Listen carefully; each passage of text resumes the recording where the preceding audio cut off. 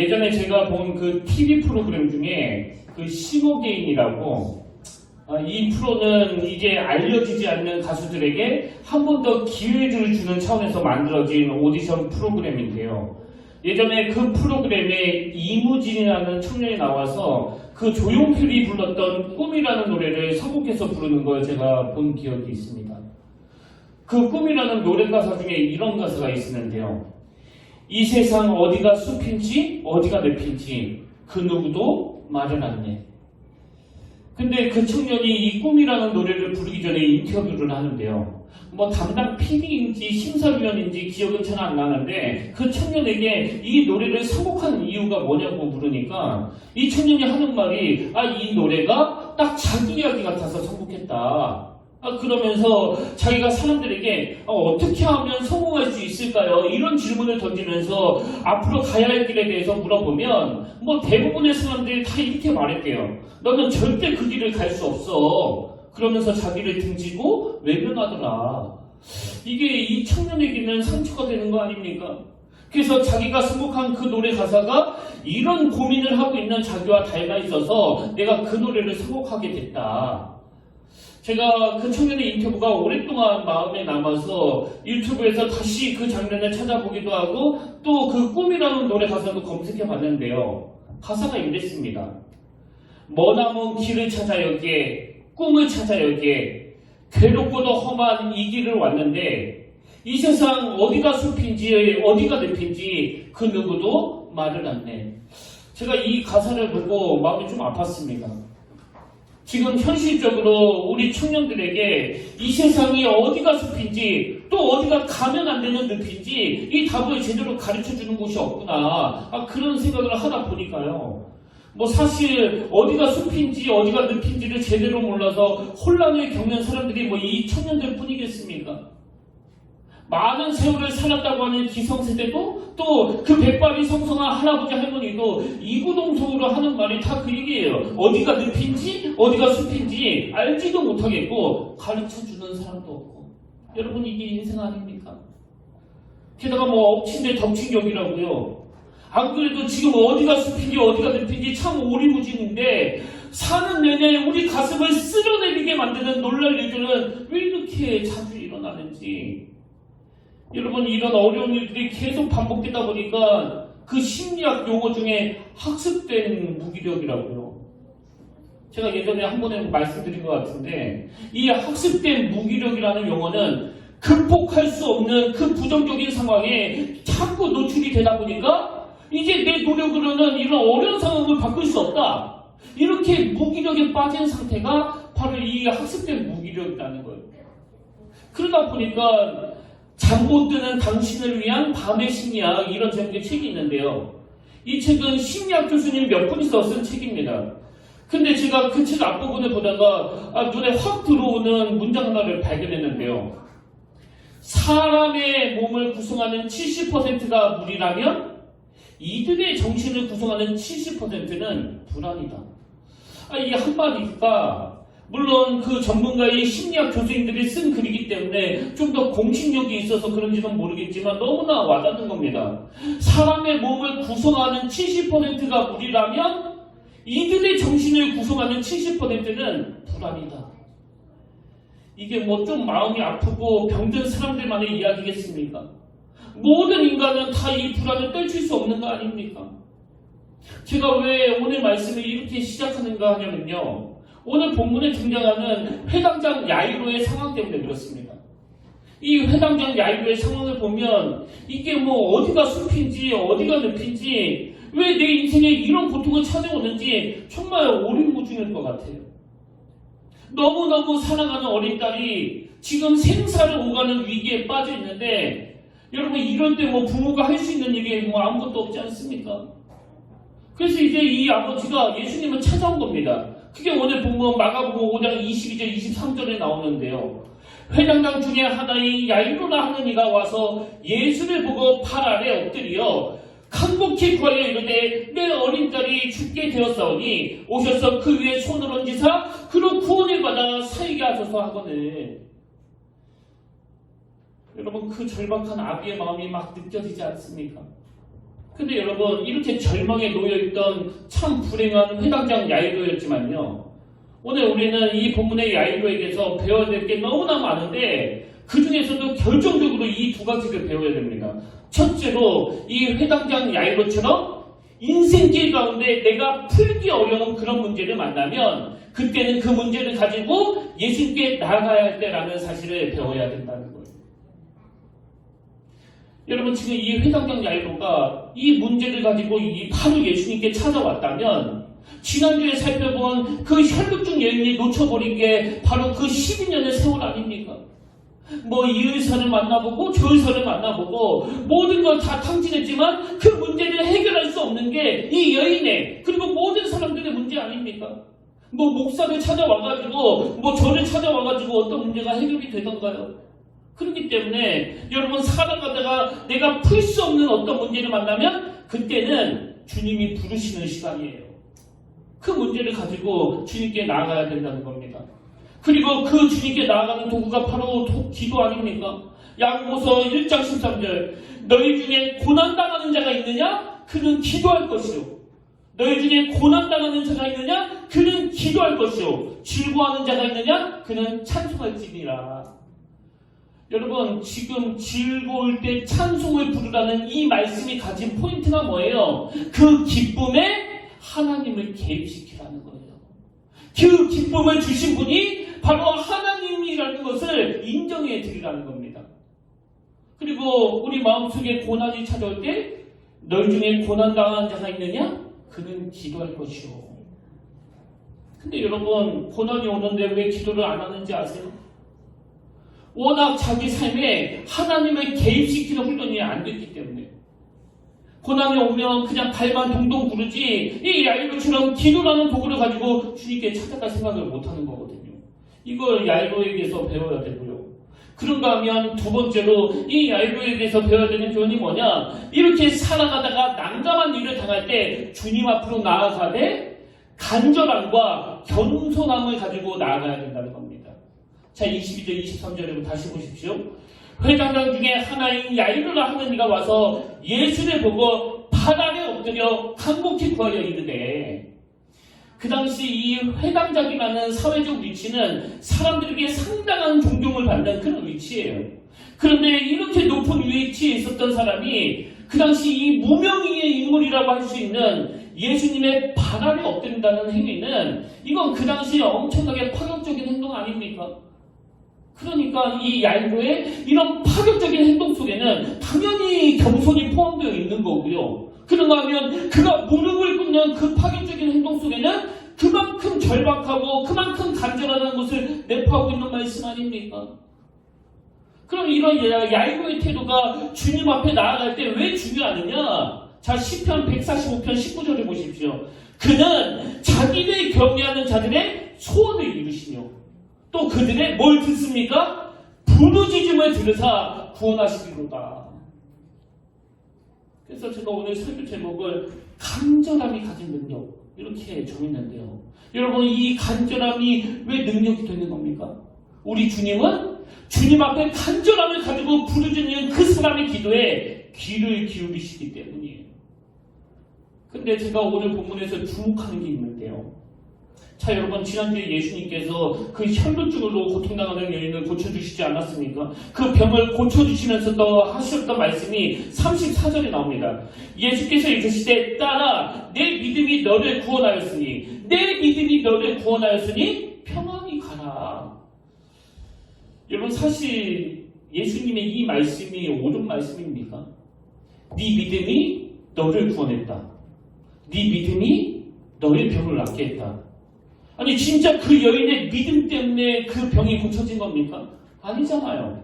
그 여인이 병 고침을 받을 수 있었던 건 그 여인의 어설픈 믿음 때문이 아니고 하나님의 아들이신 메시아 되신 예수 그리스도의 능력 때문에 이 여인의 병이 고쳐진 거지, 어떻게 그 여인의 어설픈 믿음 때문에 병이 고쳐지냐고요. 근데 예수님은 네 믿음이 너를 구원하였다. 뭐 성경에 이런 표현들이 여러 번 나오지 않습니까? 이게 뭘 의미하는 거예요? 그만큼 예수님은 이 믿음을 중요하게 보신다는 거예요. 이 겨자씨만한 믿음이라도 이 표현 속에는 이 믿음을 굉장히 중요하게 보신다는 거거든요.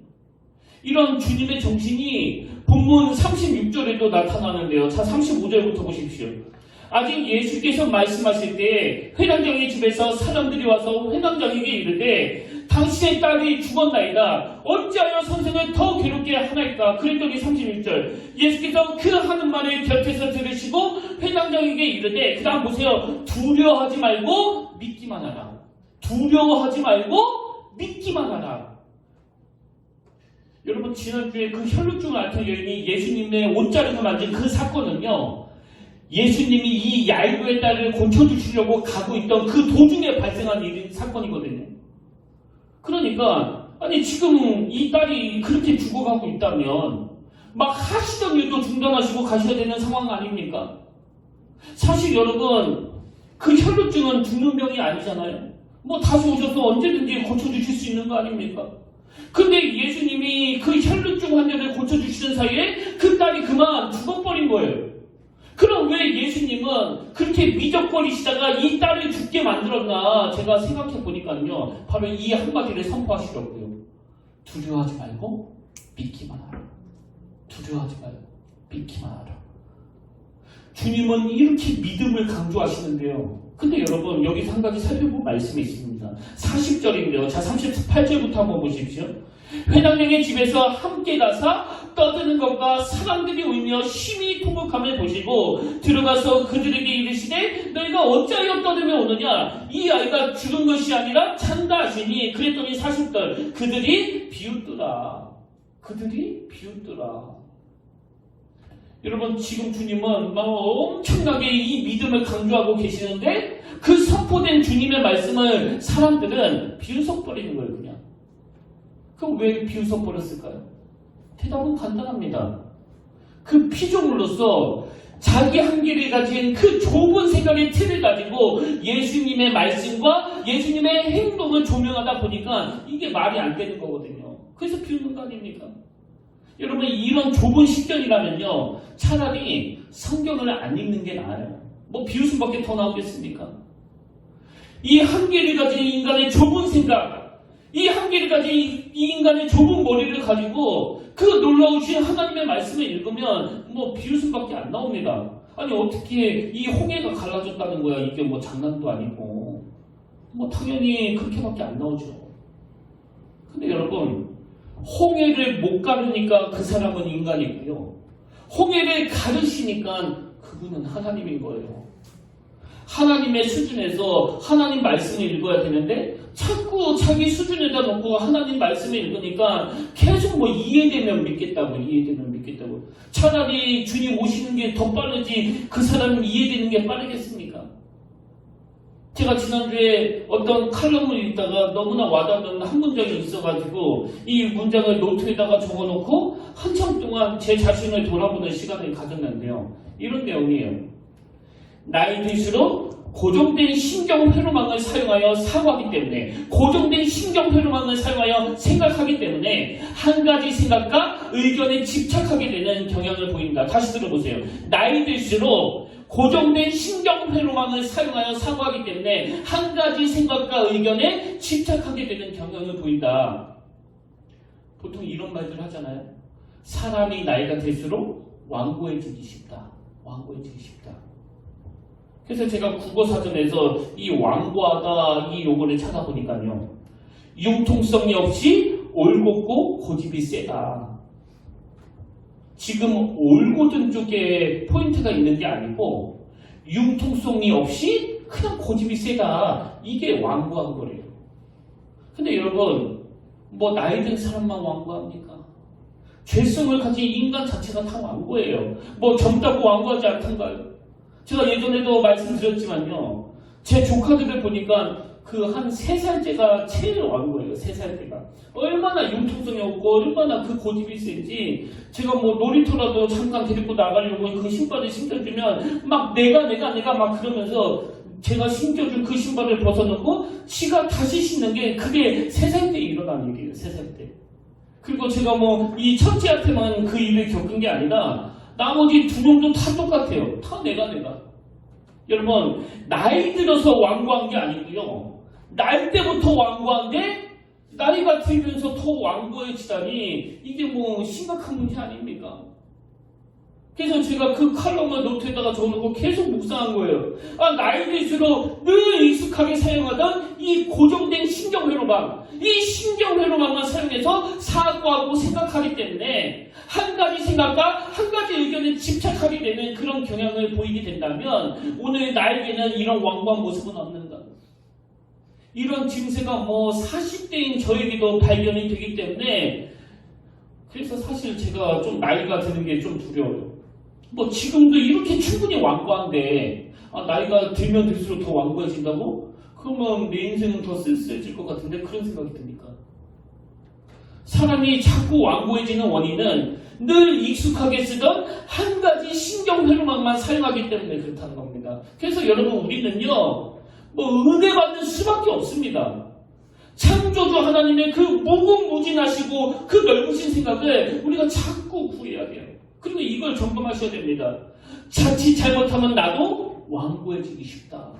자칫 잘못하면 나도 이런 고집불통이 될 위험이 있다. 지금 예수님께서 이 아이가 죽은 것이 아니라 잔다 말씀하시는데 왜 그들이 비웃는 겁니까? 바로 이런 좁은 식장 때문 아닙니까? 그래서 이 불신앙이 여기서부터 시작이 되는데요. 무서운 건 이 불신앙의 결과예요. 다시 한번 39절을 보십시오. 들어가서 그들에게 이르시되 너희가 어찌하여 떠들며 우느냐? 이 아이가 죽은 것이 아니라 잔다 하시니 그들이 비웃더라. 그랬더니 그 다음 보세요. 예수께서 그들을 다 내보내신 후에 아이의 부모와 또 자기와 함께한 자들을 데리시고 아이 있는 곳으로 들어가사 그 아이의 손을 잡고 이르시되 달리다금 하시니 번역하면 곧 내가 내게 말하노니 소녀야 일어나라 하심이라. 주님의 말씀을 그 자기 수준에 놓고 비웃었던 그 사람들의 가장 치명적인 비극이 뭔지 아시겠죠?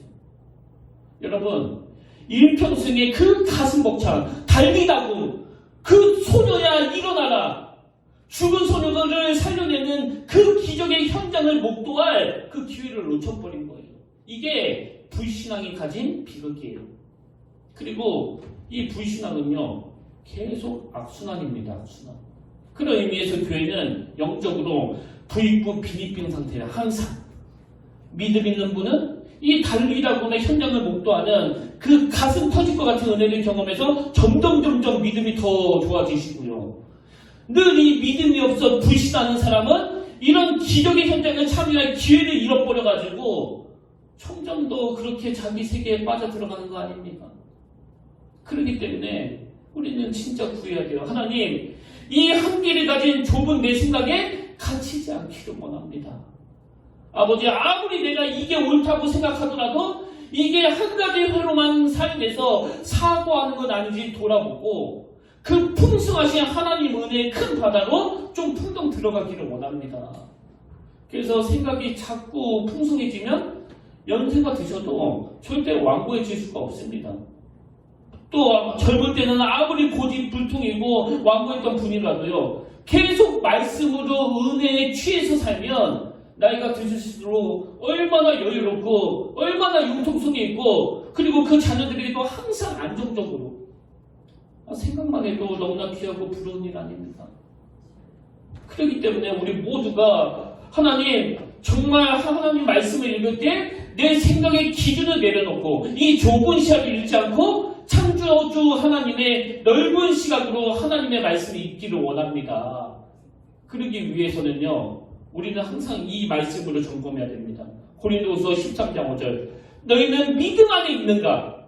너희 자신을 시험하고 너희 자신을 확증하라. 그럼 왜 이런 점검을 늘 해야 되느냐? 히브리서 10장 38절 말씀 때문입니다. 나의 의는 믿음으로 말미암아 살리라. 또한 뒤로 물러가면 내 마음이 그를 기뻐하지 아니하리라. 오늘 주님이 이 회당장 야이로의 테러도를 기뻐하신 이유가 바로 여기에 있는 거 아닙니까? 그리고 그의 딸을 고침받을 수 있었던 그 결정적인 비결이 바로 여기에 있는 거 아닙니까? 이렇게 회당장 야이로는 자기 문제를 가지고 간절히 주님을 찾는 그 믿음의 행동을 보여줬는데요. 오늘 본문에서 진짜 중요한 건 예수님은 이런 믿음의 행동을 보인 야이로에게 그 두 가지 선물이랄까요? 두 가지 반응을 보여주신다는 거예요. 간절한 믿음에 대한 예수님의 두 가지 반응, 그 첫 번째 반응이 뭐냐? 그와 함께 동행해 주신다는 거예요. 그와 함께 동행해 주신다. 자, 마가복음 5장 23절입니다. 간곡히 구하여 이르되 내 어린 딸이 죽게 되었사오니 오셔서 그 위에 손을 얹으사 그런 구원을 받아 살게 하소서 하거든. 그랬더니 24절 이에 그와 함께 가실세. 여러분, 저는요 이에 그와 함께 가실세, 이 회당장 야이로의 절박함을 외면하지 않으시는 그 주님의 모습이 너무너무 좋습니다. 제가 우리 평택교회 담임 목사로서 계속 마음으로 다짐하고 은혜를 구하는 게 있다면, 하나님, 제가 어떤 경우에라도 바쁘다는 이유로 저를 찾아오는 사람들을 절대 외면하지 않기를 원합니다. 오늘 만날 수 없으면 내일 만날 수 없으면 일주일 뒤라 하더라도 저에게 어떤 기도 부탁을 하고 어떤 문제로 상담하려고 저를 찾는 성도님에 대하여 내가 시간 없다고 그것을 거절하지 않기를 원합니다. 이게 정말 제 마음의 소원이고 기도 제목이거든요. 왜 그래야만 됩니까?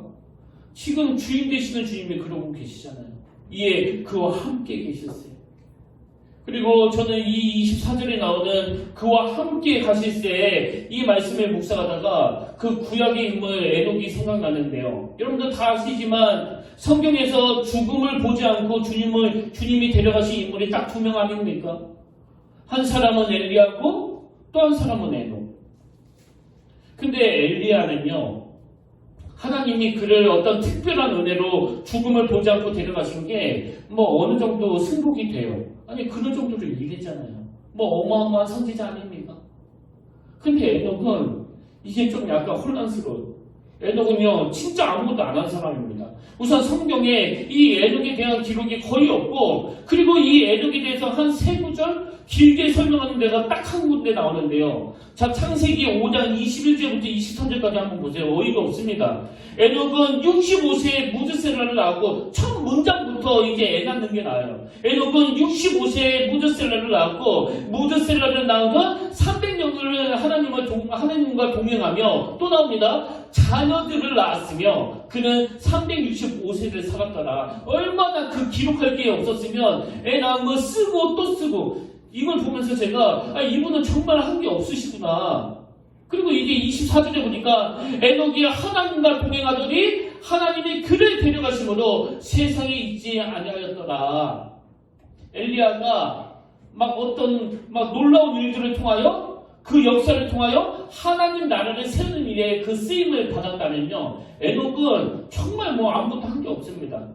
근데 놀랍게도 그가 한 건 에녹이 하나님과 동행하더니 이것밖에 없었는데, 이걸 하나님이 얼마나 기뻐하셨는지 히브리서 11장 5장에 보면은요, 하나님이 왜 에녹을 기뻐하셨는지 그 설명이 나옵니다. 믿음으로 에녹은, 여기에 또 믿음이 나오죠. 믿음으로 에녹은 죽음을 보지 않고 옮겨졌으니, 행위가 아닙니다. 믿음이에요. 믿음으로 에녹은 죽음을 보지 않고 옮겨졌으니 하나님이 그를 옮기심으로 다시 보이지 아니하였느니라. 그 다음 보세요. 그는 옮겨지기 전에 하나님을 기쁘시게 하는 자라는 증거를 받았느니라. 여러분, 이 말씀을 잊으시면 안 됩니다. 대형교회 목사가 되고 밤낮으로 엄청난 일을 하고 엘리야처럼 불을 내리는 이런 역사를 일으키는 이 일만이 하나님이 기뻐하시는 일이 아니고요, 그 믿음이 하나님을 기쁘시게 한대요. 이 하나님과의 동행. 하나님과의 동행은 결코 일이 아닙니다. 그래서 여러분, 저는 확신해요. 예수 믿는 여러분이 하나님께 드릴 수 있는 가장 큰 영광은 여러분이 주님 안에서 기뻐하는 거예요. 평택교회 담임 목사라서 제 사명은 내가 평택교회 담임 목사이기 때문에 행복해지는 거예요. 이 하나님과 동행하는 자의 즐거움. 이런 맥락에서 저는 찬송가 445장이 오늘 새벽에 입술에서 툭 터져 나왔는데요. 대산을 넘어 험곡에 가고 빛 가운데로 걸어가면 주께서 항상 지키시기로 약속한 말씀 변치 않네. 그런데 정말 내 삶의 지침이 되기 원하는 가사는 바로 2절에 있습니다. 2절.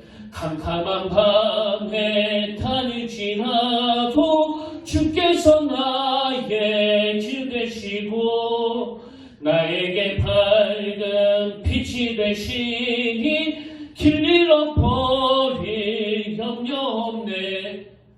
아까 여러분 이 세상 어디가 숲인지 어디가 늪인지 가르쳐주는 사람이 없다, 이런 노래 가사를 인용해 드렸지만요, 뭐 어디가 숲이고 어디가 늪인지 누구에게 물어볼 필요가 없습니다. 캄캄한 밤에 다닐지라도 주께서 나의 길 되시고, 여러분 주님과 같이 동행하는 그 길이에요. 그리고 그 길로 쭉 가면 되는 겁니다. 나에게 밝은 빛이 되시니 길 잃어버릴 염려 없네. 저같이 어리버리한 사람이 여기 평택교회에 담임 목사가 됐지만요, 여러분 단 한 번도 뭐 혼란에 빠진 적이 없잖아요. 길 아닌 데로 갔다가 막 어려움을 겪는 적 한 번도 없습니다. 왜 그렇습니까?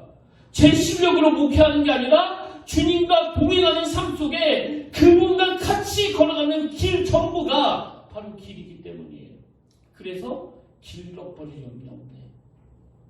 그런 의미에서 우리 2절 다 같이 한번 불러보실래요? 우리 함께 한번 불러보겠습니다.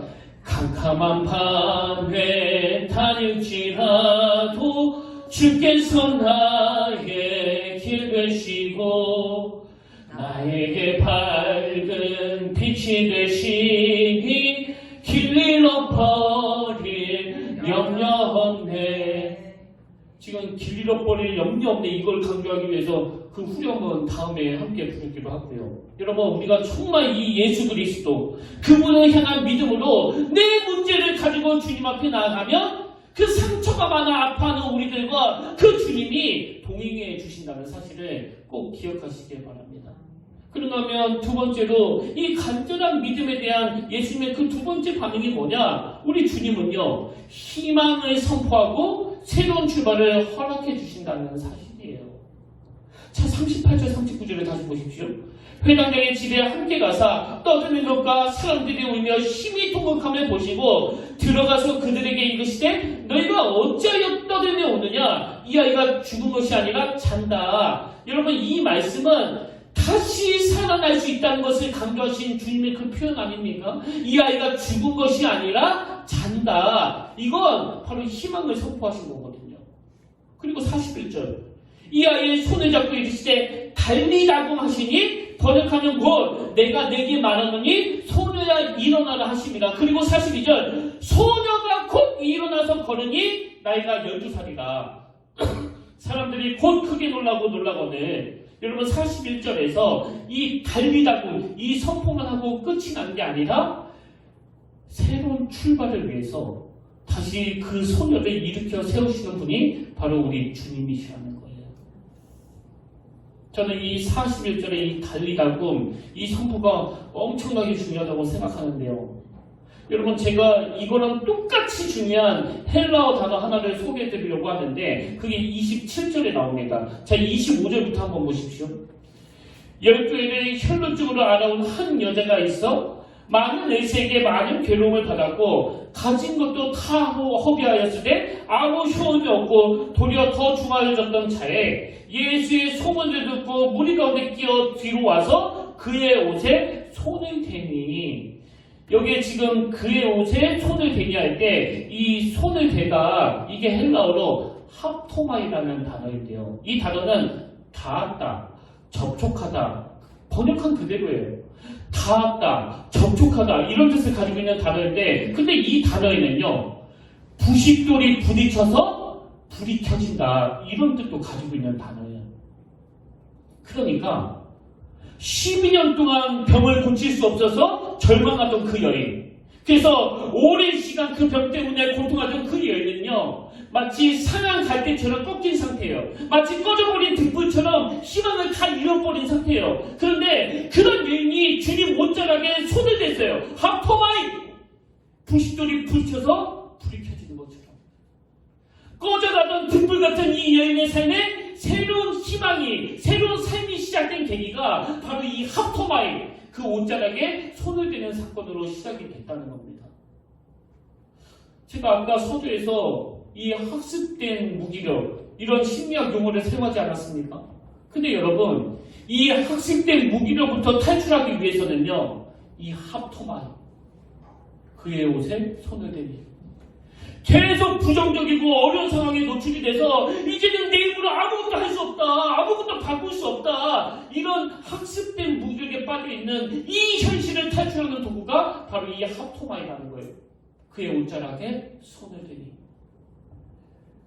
사실 저는 여기 평택교회 오고 지금까지 성도님들이 막 하나 둘씩 그렇게 교회를 떠나시는 걸 보면서, 또 이 코로나 사태로 인해서 교회에서 식사도 할 수 없고 예배 끝나자마자 바로 헤어져야 되는 그런 막막하고 어려운 상황이 2년 넘게 계속 지속이 되다 보니까 저도 한동안 이제 내 힘으로 더 이상 할 수 있는 게 없다, 나는 이제 아무것도 바꿀 수 없다, 이런 학습된 무기력에 빠지게 된 거예요. 그럴 때 제가 어떤 글에서 이 합토마이라는 단어를 설명한 글을 읽고 엄청난 그 위로를 받았는데요. 그 내용을 한번 보시겠습니까? 합토마이라는 단어는 예수 그리스도의 만져주심이라는 뜻입니다. 예수 그리스도의 만져주심은 단순히 손으로 만져주신 것이 아닙니다. 예수 그리스도의 만져주심은 내 모든 문제를 예수님의 문제로 보신다는 것이며, 내 모든 문제를 예수님의 문제로 보신다는 것이며, 나와 깊은 관계가 되셔서 나와 꼭 붙어 계시겠다는 말씀입니다. 그리고 예수 그리스도께서 나에게서 모든 것을 책임지시겠다는 그런 말씀입니다. 오늘 저와 여러분 모두가 다 지금 우리를 장악하고 있는 이 학습된 무기력을 떨쳐버리기 위해서는 예수님과의 합토마이, 그의 옷자락에 손을 대니, 내 모든 삶에 그 주님을 적극적으로 개입시켜야 돼요. 그리고 그분의 만져주심을 경험해야 됩니다. 그 인간의 눈으로 보기에 얘는 이미 죽었다, 끝장났다, 상황 끝났다, 더 이상 회복이 불가능하다, 이런 생각을 하게 만드는 어떤 사건 앞에서도 주님은 오늘도 죽은 것이 아니라 잔다라고 말씀하고 계시기 때문에 그 주님의 능력을 믿음으로 받아들이시는 저와 여러분들 되시기를 진심으로 축원합니다. 오늘 결론을 저는 이렇게 맺기를 원합니다. 요한에서 5장 4절, 무릇 하나님께로부터 난 자마다 세상을 이기느니라. 무릇 하나님께로부터 난 자마다 세상을 이기느니라. 세상을 이기는 승리는 이것이니 우리의 믿음이니라. 그리고 5절, 예수께서 하나님의 아들이심을 믿는 자가 아니면 세상을 이기는 자가 누구냐. 오늘 이 현실의 어려움, 갑자기 찾아온 어떤 삶의 문제들, 이 모든 난관들을 예수님의 하나님이 아들이신 걸 믿는 내가 아니면 과연 누가 이길 수 있겠느냐. 여러분, 오늘 이 믿음을 다시 한번 회복하셔야 돼요. 그리고 그 혈루증 여인처럼, 이 회당장 야이로처럼 간절한 마음으로, 또 절박한 마음을 가지고 삶의 문제를 가지고 그 주님 앞에 나아가게 되면 능치 못하실 일이 전혀 없으신 그 하나님의 일하심을, 그 주님의 만져주심을 반드시 경험하게 되실 줄로 믿습니다. 오늘 저는 이 본문 말씀 전체를 아우르는 찬양으로 이 찬양을 선곡했는데요. 저번 주에 불렀던 찬양이에요. 전능하신 나의 주 하나님은 능치 못하실 일 전혀 없네. 우리의 모든 간구도, 우리의 모든 생각도, 우리의 모든 꿈과 모든 소망도 이 찬양을 부르실 동안에 여러분 간절히 사모하십시오. 하나님, 신실하신 주님을 터치함으로 말미암아 그 부싯돌이 부딪혀서 불이 켜지는 것처럼 내 인생이 다시 활력을 되찾기를 원합니다. 내 인생이 다시 회복되기를 원합니다.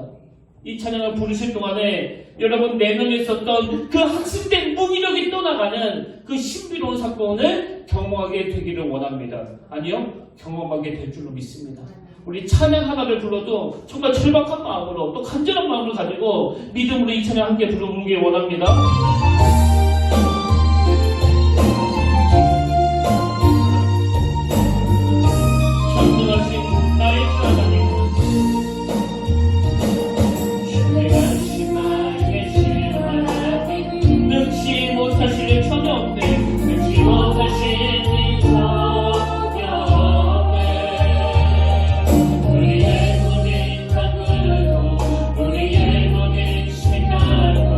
우리의 모든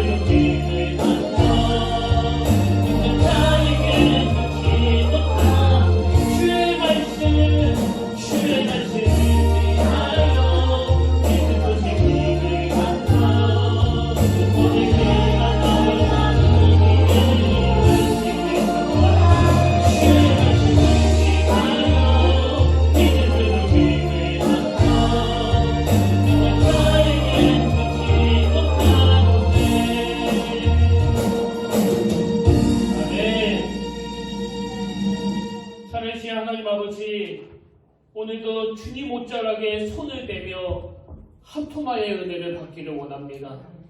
꺼져가는 등불같이 칠흑 같은 내 인생이었지만, 상한 갈대같이 상처가 많은 내 인생이었지만, 주님과의 터치가 일어난 후에 부싯돌이 부딪혀 불이 켜지듯이 온전한 치유가 일어나며 다시 한번 회복이 일어날 줄로 믿습니다. 하나님, 이 땅을 살아가다가 너무나 혼미하고 너무나 답답한 일이 만난다고 할 때 누구도 이 문제를 해결해 줄 수 없지만, 어디가 숲인지 어디가 늪인지 누구도 가르쳐주지 않지만, 우리 주님과 동행하며 가는 그 길이 바로 길이 될 줄로 믿사오니 그 길로 나아가도록 인도하여 주시옵소서. 위기를 만날 때마다, 삶에서 어려움이 찾아올 때마다 하나님을 향한 온전한 믿음과 온전한 신뢰를 가지고 하나님의 선물인 기도라는 도구로 전지전능한 하나님을 내 삶에 개입시키는 훈련을 하게 하시고, 그 훈련으로 말미암아 믿음이 점점 자라나 내 문제를 해결해 주시는 그 하나님의 일하심을 목도하는 그 놀라운 은혜를 경험케 하여 주시옵소서. 그 은혜의 길로 인도하시는 주님을 기대하며 존귀하신 예수의 이름으로 감사기도 드립니다. 아멘. 이제 우리 다 자리에서 일어나셔서 파송찬양으로 주가 보이신 생명의 길, 나 주님과 함께 이 찬양 함께 부르기를 원하는데요. 여러분, 제가 이 찬양 후렴부에 보니까 나의 길 오직 그가 아시나니 나를 단련하신 후에 내가 정금같이 나오리라. 주님이 나를 정금같이 친구같이 만들어 주시는데 내가 해야 될 일은 딱 하나밖에 없습니다. 그게 뭐예요? 주가 보이신 생명의 길, 나 주님과 함께, 주님과의 동행이에요. 그리고 그 주님과의 동행은 내 상한 마음을 가지고 그 주님 앞으로 나아가는 겁니다. 그 주님을 개입시키는 거예요. 우리 가사를 생각하시면서 우리 믿음으로 이 찬에 함께 선포하기 원합니다.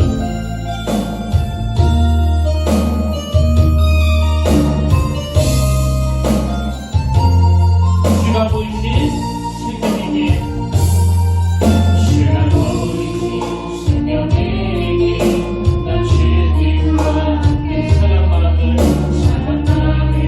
이끌어 주님 앞에 나아가니 나의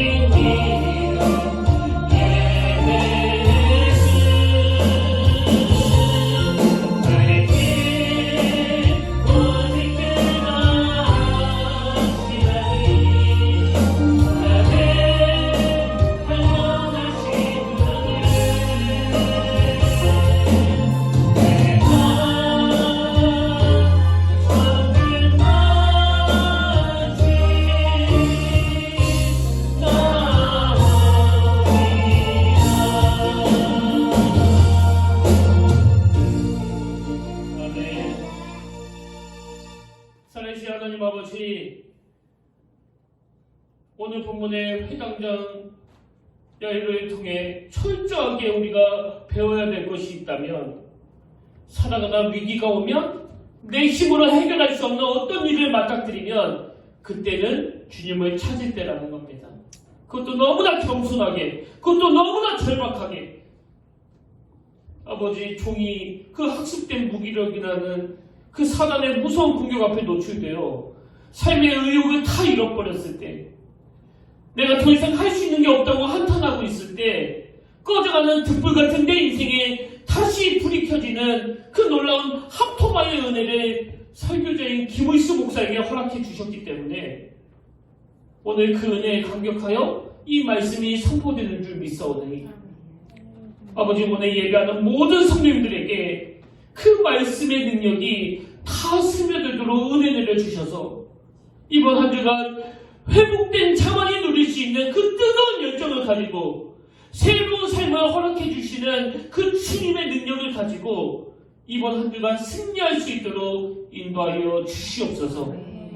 이는 우리 주 예수 그리스도의 은혜와 하나님 아버지의 다함없는 사랑과 성령님의 감동, 감화, 위로 교통 충만하심의 역사가 주님이 주신 그 힘을 얻어 다시 한번 그 험한 세상 다시 주먹에 힘을 쥐고 달려가기로 다짐하며 예배하는 모든 주의 자녀들 머리 위에 지금부터 영원토록 함께 하시기를 간절히 축원하옵나이다.